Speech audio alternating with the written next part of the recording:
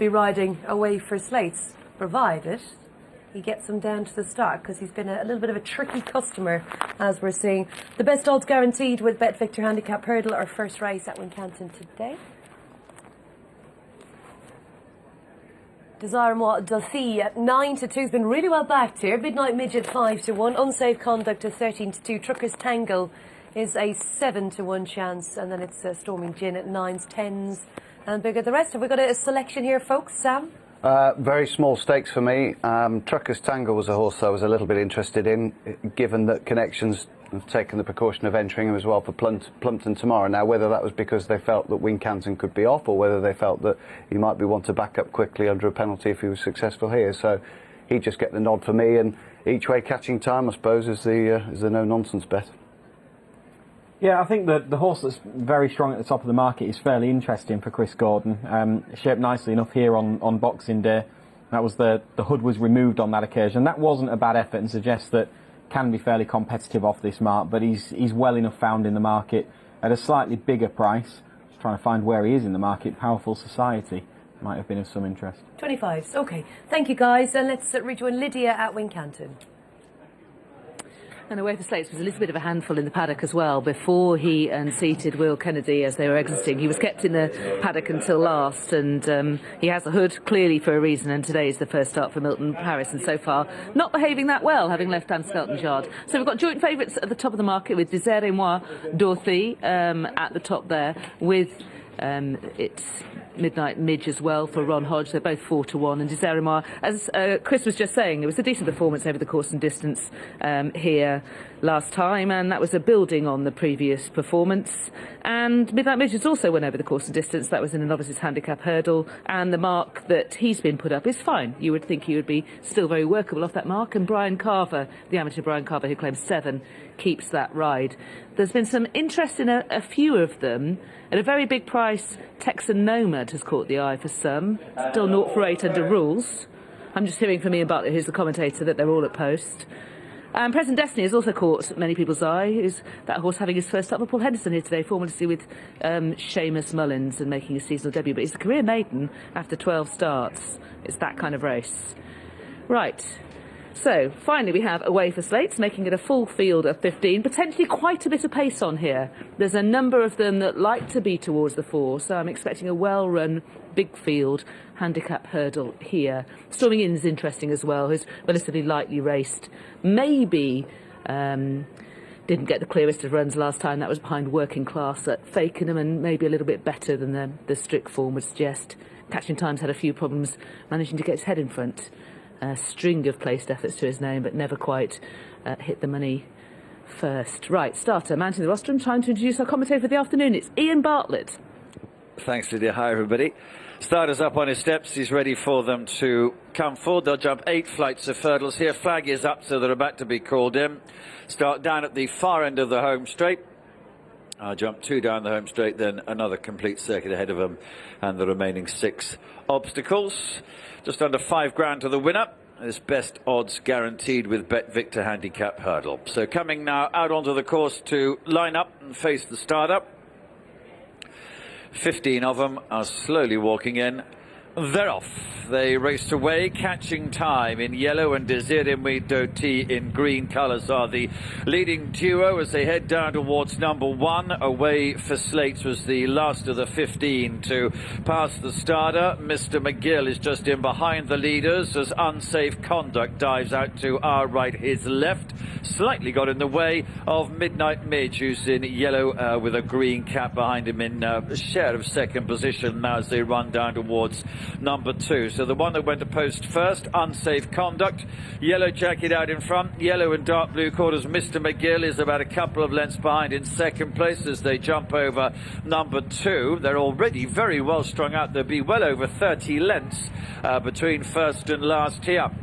Midnight Midge is the yellow jacket and green cap in second.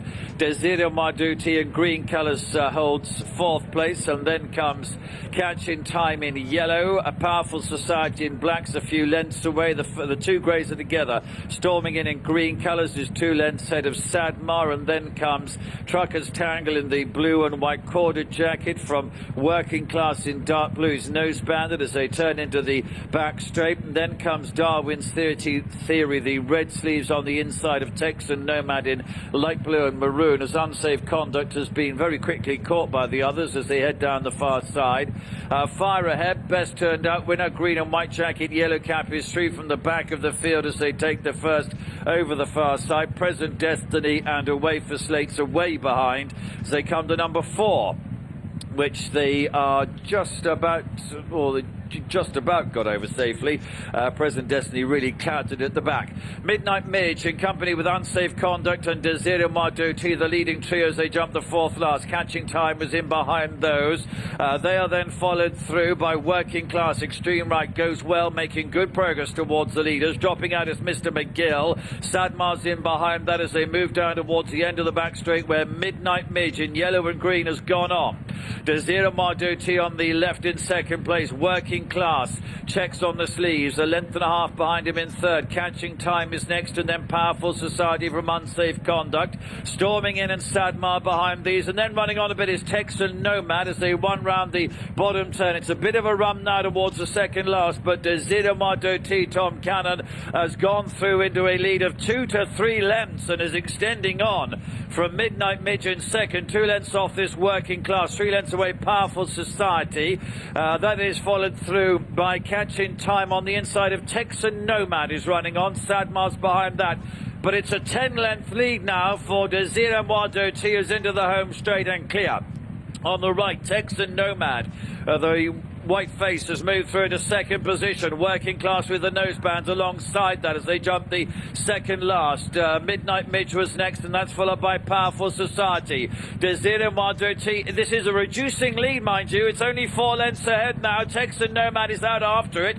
Working Class behind that in third place on the long run down towards the last, and then comes Midnight Midge and Powerful Society, and Texan Nomad on the left has come through to join Desire Marduti and head him at the last. Working Class was 2 lengths off those in third place, and it's Texan Nomad. Lorcan Williams narrowly in front now. Well, narrowly, he's now 2 lengths ahead of Desire Marduti, and Texan Nomad has won. Desire Marduti in second, Working Class in third place. Fourth will narrowly go to Catching Time.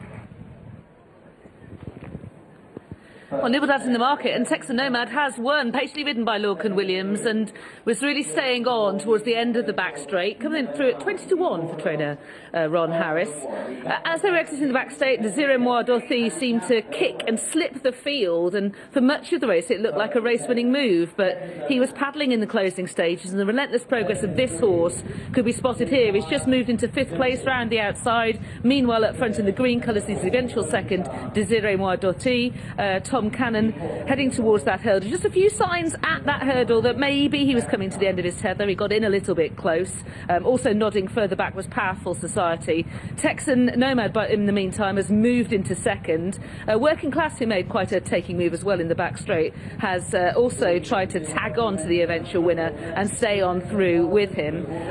The horse in front, the second, who's just about to be joined and claimed at the last, was always towards the 4, as is the horse in the green cap, who's weakening out of things. That's Midnight Midge. The other two, the winner and the third, were a bit more patiently ridden, and Texan Nomad has stayed on really well, and that's the first win for this horse under rules. His best recent performance came at Huntingdon when 4th. That was a couple of starts back behind Maxwell. He was well below form at Taunton last time, but he's been eased a bit, and this was much more likely, and a patient ride has come through steadily to win this, and just wondering whether that move from Desire Marduti, in the context of what happened, was maybe a little bit too quick. It did look like a race-winning move, but as it panned out, he's finished a relatively tired second, and that's left Texan Nomad to win at 20 to 1.